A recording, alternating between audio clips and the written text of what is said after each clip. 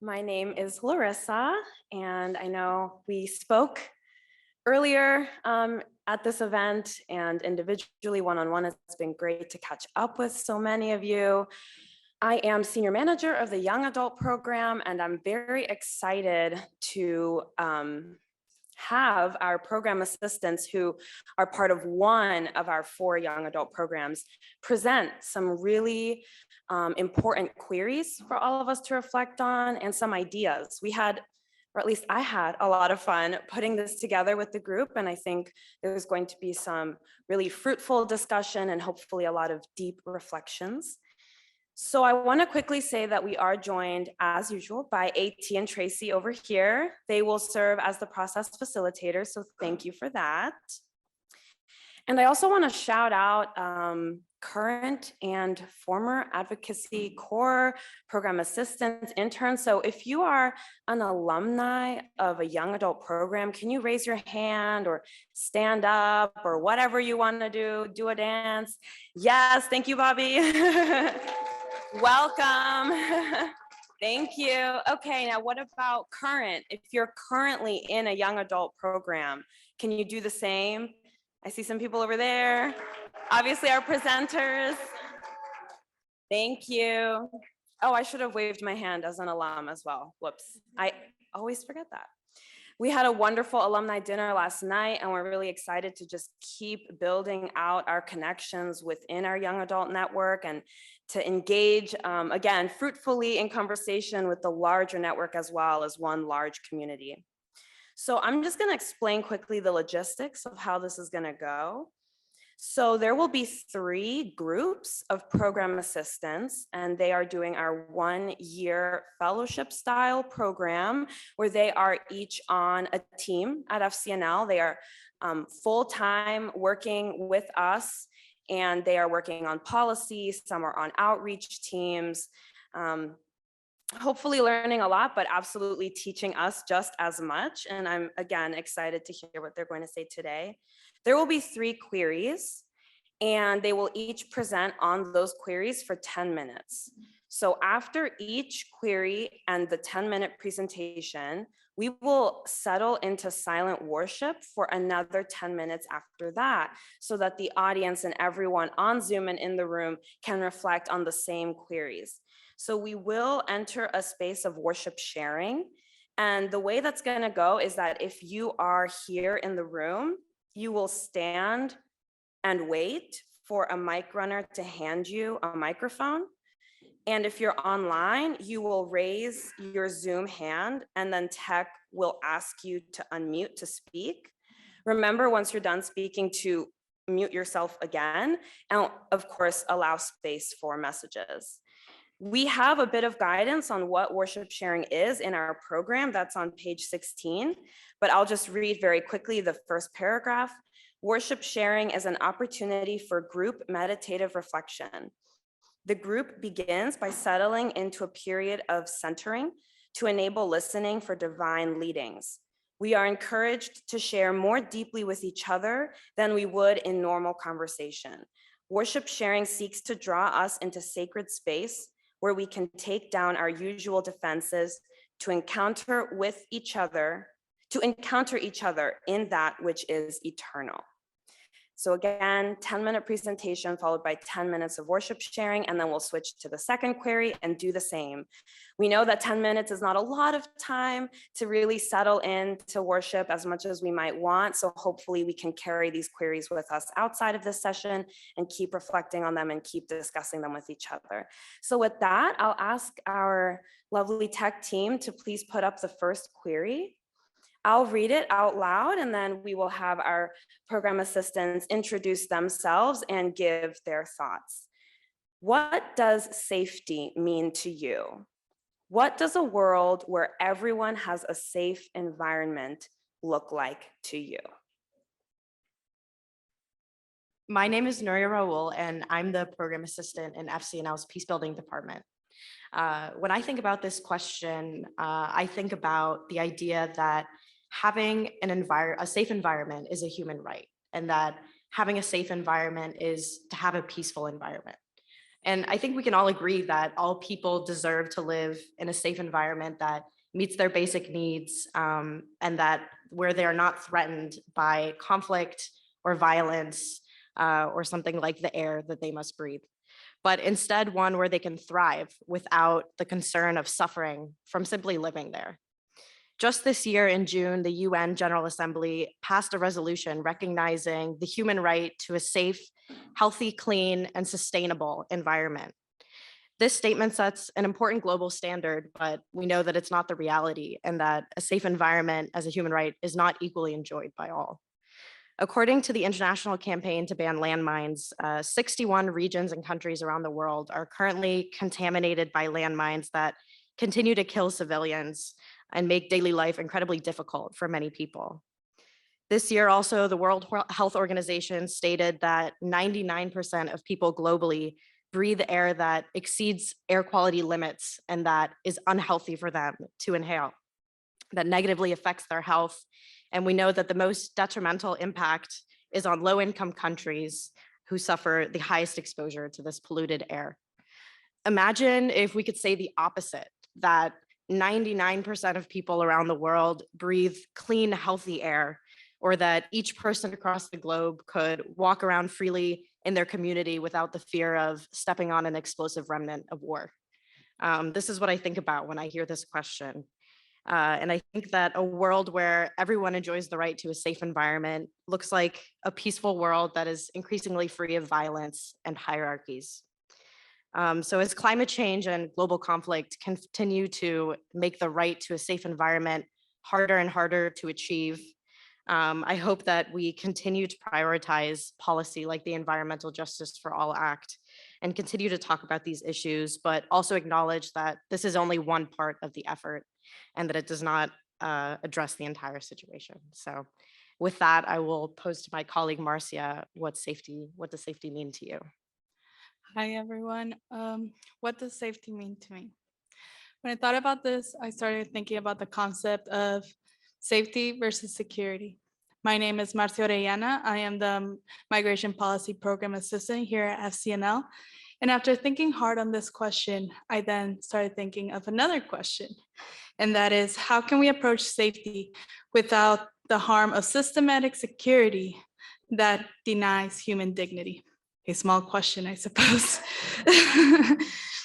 In the immigration space, when we talk about safety, it brings a lot of conversation into, well, difficult discussions. Some are good, some are bad.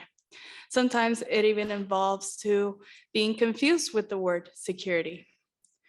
When we talk about security, we start to realize that it encompasses harmful restrictions and infrastructures that start to separate us and it starts to dehumanize one another.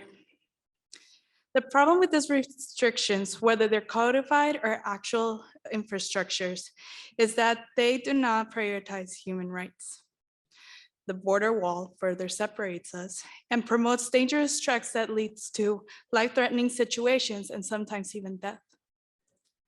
Policies and harsh reinforcement only incite fear in individuals and can lead to harmful situations from those that we thought would protect us. We should aim to protect a friend and recognize the light in them, even making sure we provide them with safety. The conversation should really be focused on how we can provide safety for those in vulnerable situations that fear persecution. How can we make an environment that is safe and welcoming? I believe that a safe environment is demonstrated by one of compassion and understanding. It is one that promotes care and protection. It is one that frees you from the fear of persecution and to help you seek for opportunities to live a fruitful and stable life. It is something we all deserve. It is a human right.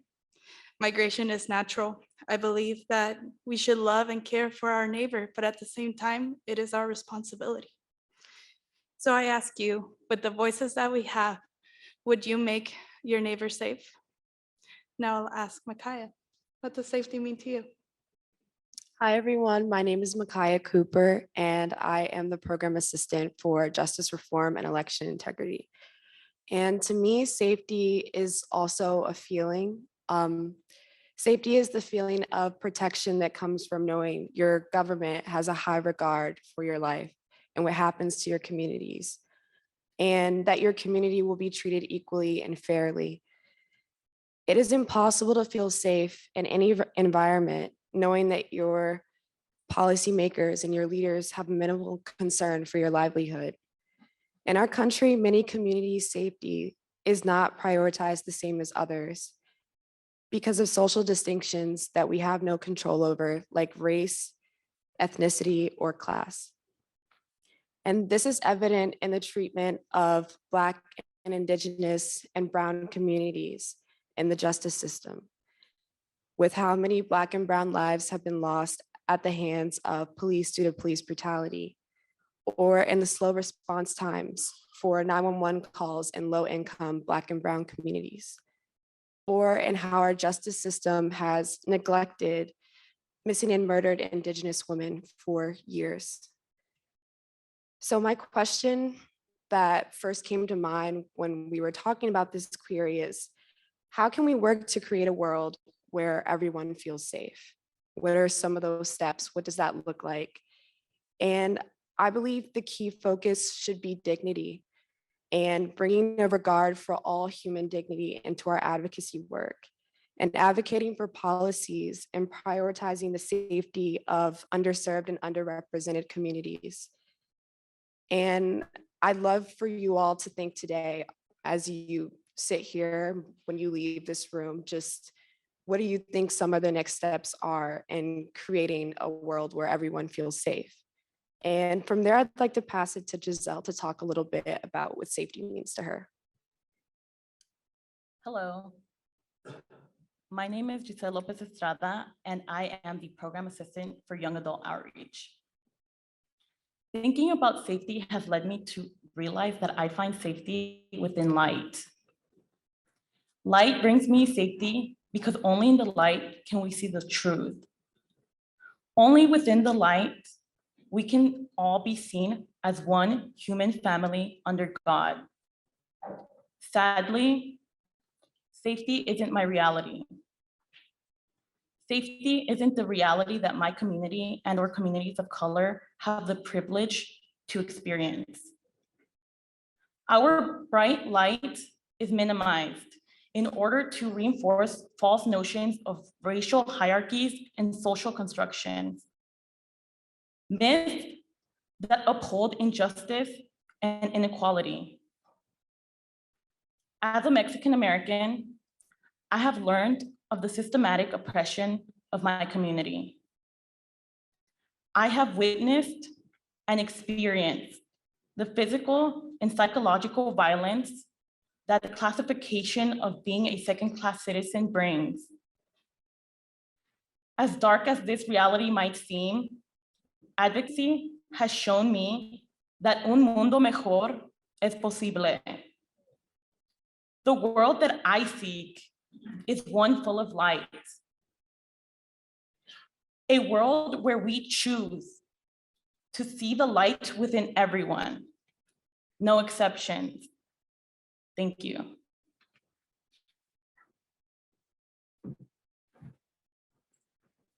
Thank you. And if we can put the query back up on the screen, we will now settle into silent worship and some worship sharing for 10 minutes. So I'll read the query again out loud. Well, I guess there's two. What does safety mean to you? What does a world where everyone has a safe environment look like to you?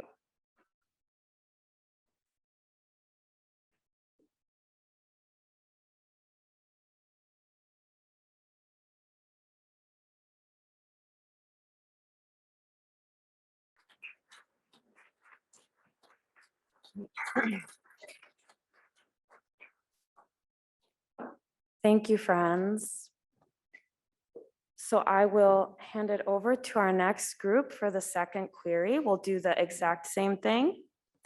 And this query is, what does a community-centered approach to democracy look like? Go ahead. Hi, everyone. My name is Vladimir Salas Moreno, and I'm the program assistant for nuclear disarmament and Pentagon spending. And so the question up there, what does a community-centered approach to democracy look like? And we decided to choose a couple of ways to answer that question. And so for our first way is, what does community look like in practice? And for me, it's for affected communities making sure that their voices are heard and appreciated. Their opinions, stories, them lived experiences are all valuable and needed in our governing process. Their unique perspectives is what changes people's hearts and creates a connection that can help influence policy. Creating our work in such a way that surrounds them, not the other way around. Doing what is best for the community. What that looks like for me is making sure that we are figuring out what are the systemic factors that are limiting to the community and how we can help. As an organization, taking steps to serve the community in such a way that creates unity, not division.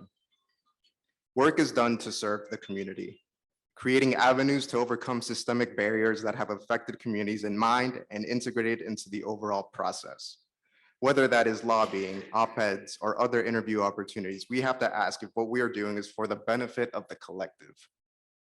Making sure that they approve of the process and the ways in which it is executed, because it is their voices and their stories that we are uplifting. When I think about what community looks like in practice, the first thing I think about is literally, what does it look like? And to me, it's all of the faces. Faces in this room are a great example of a community that I feel part of. Faces who are familiar to me, faces who are unfamiliar, faces who I know appreciate me, and faces who I'm curious to learn more about. Another thing that I think about in terms of what community looks like is less tangible. When I was in college, I inhabited a lot of community activist spaces, and I found a lot of community there in the face of an administration that really wasn't in favor of collaborative conversation. And we all came to that space busy, tired. We were students as well as activists. And but we were all there because we had a fire that connected us to the issue. We had a personal connection that drew us into that room. And I think that's part of community. And the third thing that I think about is safety, what the first group spoke about. And I think safety, when we think about safety, we think about not just words that are written on a piece of paper that say that we belong here, but the verbal and nonverbal ways that make us feel like we belong in a space.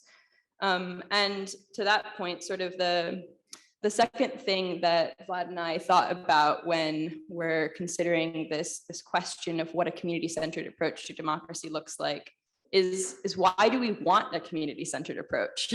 And grounding us in ourselves in the goal of community-centered approach. And so we thought about what changes when we involve directly affected communities in the work that we're doing. Does it help to build a better, more inclusive democracy?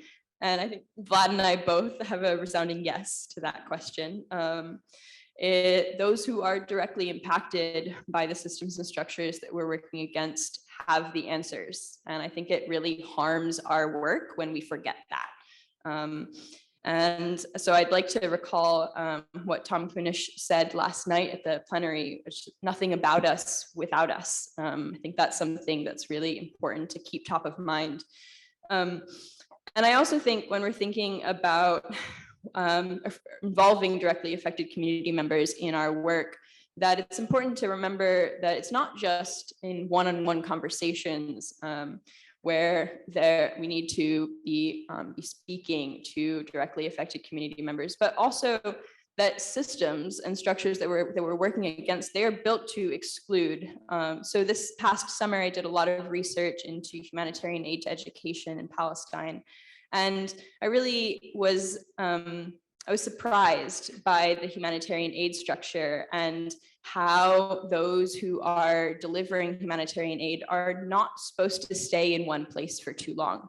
They're not supposed to get attached to the community that they work with. They're not supposed to form connections that allow them to do the work, because when they do, they're mistrusted. they're seen as biased because they have a stake in the work that they're doing. And it's so backwards to me that involvement would mean that we should mistrust the answers that they propose. So I think that trust is a really important part of our work and how we should go about working with directly affected communities. Thanks, Zoe. Zoe, by the way, she's great. So with the Radiation Exposure Compensation Act, how do affected communities influence policy? Like Zoe was saying, it was a no-brainer for us. So with the Radiation Exposure Compensation Act, we see how staffers listen more intently to directly affected communities. Their stories are what moves the legislative process forward. There is no work to be done if affected communities are not there. Creating a direct connection to our legislators that isn't easily forgotten. Those are connections that will serve FCNL and will serve just us in general for years to come. They take their suggestions more seriously because of their stories. It is harder to keep things stagnant when you have them face to face. It is different for an email to go into their inbox than for an actual constituent to sit down with you and tell you why the government has hurt them. They are the change needed to help heal past wrongs. Solutions have to come from communities themselves as it causes sustained growth and practice. It is different as when one of our constituents goes, who was there at the Trinity site, the first atomic blast going, a ground explosion. She is 91, telling her representative that I have suffered through multiple forms of cancer, and so have my daughters, and probably so will my grandchildren, because it affects a genetic component. It is different when you have them face to face than when you're just sending an email. So they are included in our work and they will keep because we are doing this for them. And so a third way that we thought about answering this question is, what does it look like to prioritize love and care in our communities? And I will reiterate this. It is emphasizing the importance of their voice. Care can be shown in how we choose to honor their stories and this process in every step of the way. It's what they wish to be changed and seen and making sure that our work reflects that. Acting as guards of their stories in hopes of elevating their message because they're trusting us to work with them. And because of that trust, we will make sure that we are protecting their stories and making sure that their message is coming across, as well as giving them credit that they are respectfully owed for all of their courageous work on everything that they have done, because we have the privilege to help and we will make sure that they are honored. Thank you, Vlad. When I think about what it looks like to prioritize love and care, I want to recognize that the spaces in which we inhabit, the communities which we inhabit, it's not always normal to center love and care. I remember the first time anyone asked me, do you have the capacity to take on this project? I was a little taken aback. I am used to spaces where the work that we're doing feels so important that we drop everything else in order to do that work. And that's not sustainable, and it's not giving what we owe to the work that we're doing. And so I think that we need to build spaces in order to get close to a community-centered approach to democracy where love and care are centered. Another thing I'm thinking about, where we all come into this world, we don't opt in to the political system that we're born into. But I think it is important that we build spaces where we can opt in. And because when we do, we have a stake in the work that we're doing, and we create community agreements that we all have a share in, where we feel respected and where we feel safe. And I also, I recognize that though there are many spaces in this world where love and care is not prioritized, there are also legacies of love and care that we need to follow up on. And when I think about history and I think about love and care, I want to remember some of the poets in my life. Joy Harjo is an Indigenous poet. She says, I do not want to forget, though sometimes memory appears to be an enemy, bringing only pain. And there's definitely a lot of spaces, communities that we're a part of that bring only pain, that don't center love and care. But Joshua Bennett says, I do think this period has forced me to become much more expansive in my dreaming. And so I want to invite you all to be more expansive in your dreaming. that it's not just involving love and care in the spaces in which we currently inhabit, but imagining spaces that don't yet exist, where none of the current systems and structures are in place, where there isn't that legacy of harm, and think about what it would look, what it would feel like, what it would smell like, what you would hear in spaces that are full of love and care.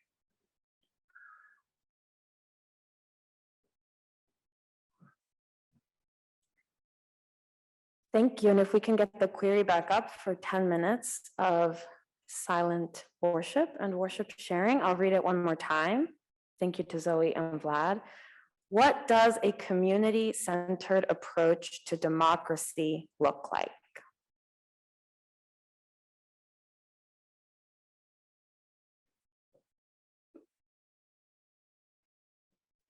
Thank you, friends.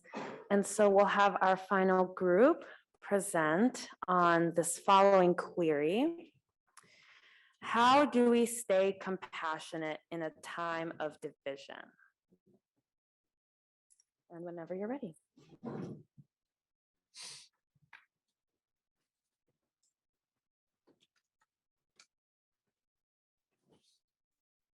Hello, everyone.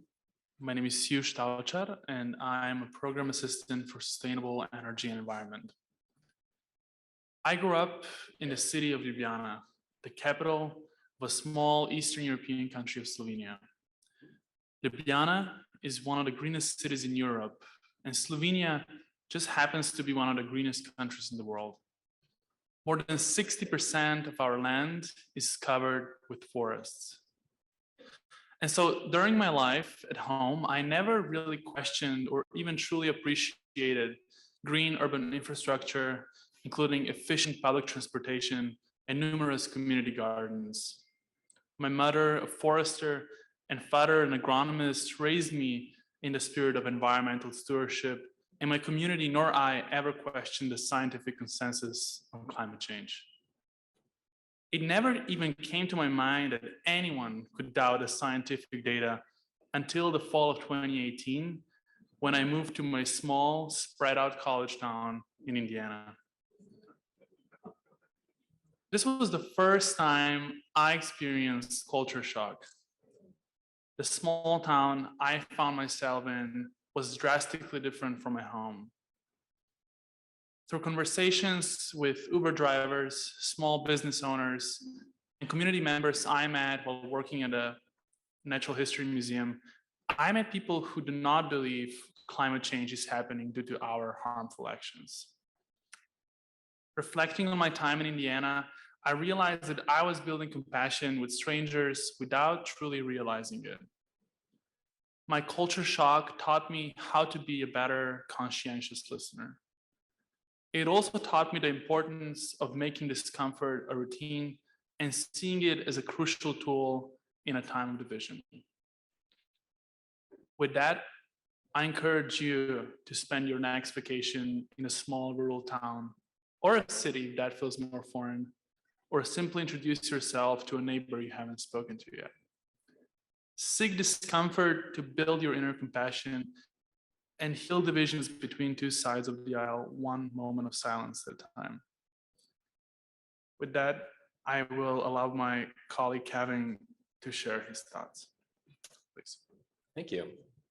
So I think that Yush brings a wonderful perspective to this, in that idea of travel allows us the opportunity to learn about strangers. It allows us to learn about others who do not share in our values. There's this Mark Twain quote that I really quite like about travel being a cure to prejudice. Broad, wholesome, charitable views of men and things cannot be acquired in one little corner of the earth. To meet other people and to meet them where they are at, both metaphorically and literally, presents a unique opportunity for connection. However, I will say that I believe that this model and approach to compassion is somewhat an easy one. When you are a stranger in a new place, you know that you are in the presence of another's home. You are more open to listening, and they may be more open to sharing. And there is an understanding that there will be some distance to be bridged. So when I approached this question, I approached it from a more personal one.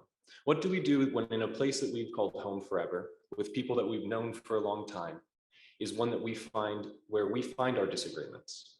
I will tell you right here and now that I have family members who voted for someone that I consider beyond the pale. I consider this person not awful alone in policy, but the disposition to the value of other human beings. And that these disagreements led to acrimony. They led to arguments, to fights, to tears, to just all sorts of unhappiness at times. And at a certain point, I decided I wanted to investigate that beyond just this question of policy and why I was so hurt in these conversations. And it was because I believed that we were grounded in the same values. So returning to that concept, I decided to try and be compassionate. And I tried to understand why they were coming from, where they were coming from, and why they did. And I mostly landed on an answer that much of their actions, much of how they approached these things was motivated by fear or by insecurity or a sense of irrelevancy. And so for me, I felt compassion because that is how they raised me. I was raised to feel compassion for others who are in pain. And I understand that that's a bit of a cop-out because they're family, because that's all we're expected to do with family. But that is what anchors me in that compassion. Again, though, I will admit that that is very easy. And I've been thinking with this query about where my compassion struggles the most. And that is when I interact with someone who I do not believe values compassion. How do we interact with someone who may consider compassion not only to not be a priority, but to be a sign of weakness? I have encountered people like that. And I will be completely honest. I get angry. It enrages me, the idea that you would disregard the well-being of others because you think it is silly to show kindness and love. And that is something that I am still challenged by, and I did not find an answer to while I was thinking about this query. And instead, I decided that I must turn my own compassion to myself. I must be compassionate in that I do not know the answer to this, that I am not able to necessarily confront this. And I must also recognize that turning to resentment will not make me feel better. Another quote I quite like is, resentment is drinking a poison expecting someone else to die. I am not doing myself or another person any favor by having resentment. And if that requires that I do not engage with another, then that is an act of compassion for myself. And if that is what I can achieve, then that is what I will aim to do. And now I'll pass it on to Claire. Thanks. Hello, everyone. My name is Clare Carter. I'm the program assistant for Quaker engagement here at FCNL. When considering this prompt, I thought, whether you find yourself surrounded by people you've never met before or at a family dinner, division can feel lonely. Dividing opinions can isolate members of the community. It can especially be difficult when one feels like their opinion touches on a fundamental moral issue. How can you feel compassion for someone who fundamentally disagrees with who you are and what you stand for, whose views and stances might cause you harm? Compassion does not mean complacency. Compassion does not mean that one must be silent, say nothing, be agreeable. Often, I believe compassion gets misconstrued for politeness. But I believe that compassion necessitates speaking up and challenging views that you think are wrong, even if doing so would be divisive. Compassion for your family, for your community, for your friends is about respect. If I respect you, if I have love for you, I believe that your views come from a place of dignity and humanity, and I will believe that you can be held accountable for harm or wrong being caused.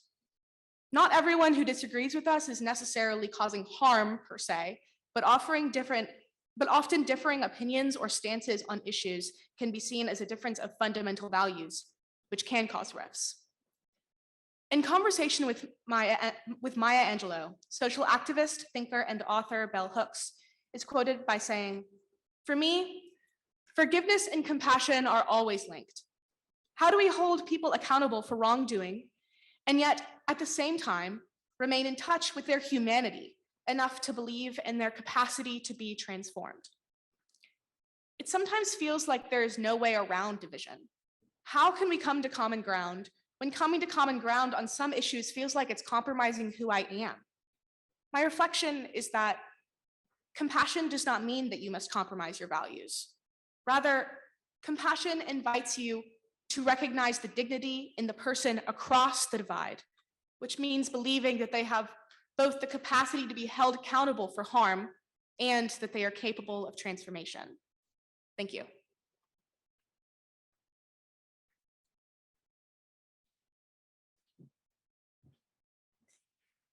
Thank you. And for the final time during this session, we will enter into more silent worship and worship sharing. Once more, if we could get that query back up on the screen, we'll start our 10 minutes. How do we stay compassionate in a time of division?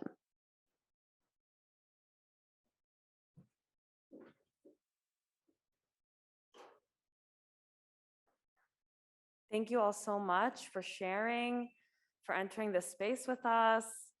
Thank you to the program assistants for challenging us to think very deeply about these queries. We actually sat down to plan this session with a query, and we said, what would a world look like if your job, the thing you're trying to make change in, it was totally solved? The problem that you're trying to solve is completely done, and we have found that world that we're seeking right now. We've arrived there, right? And out of that conversation came these 3 queries. And so I hope that all of you can carry them with you outside of this room as well and continue to think about them. I think the next thing that is happening is dinner, but I do want to check on the process facilitators to see if there's anything we need to address. All right. Thank you, Tracy and AT. Thank you all so much, and we will see you around.